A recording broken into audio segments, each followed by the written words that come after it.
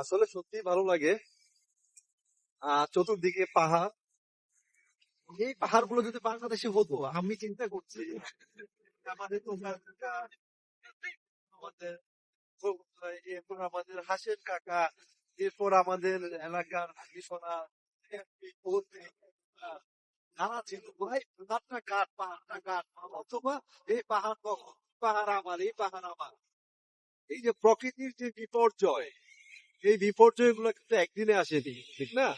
আজকে এই যে আমাদের বিভিন্ন সমস্যার মধ্যে আমরা জর্জরিত বাংলাদেশ, বিভিন্ন মঙ্গা, জলোচ্ছ্বাস অথবা পাহাড় ধস, এগুলো কেন হচ্ছে?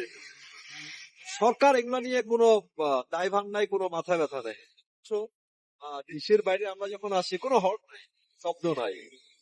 এবং প্রকৃতি, ওরা প্রকৃতিকে বিনষ্ট হতে দেয় না। সত্যি প্রকৃতিকে বিনষ্ট হতে দেয় না। এরকম পাহাড়, হাজার বছরের পুরনো পাহাড়, এই পাহাড়গুলো যেমন ছিল 1000 বছর আগে, তেমনই রয়ে গেছে।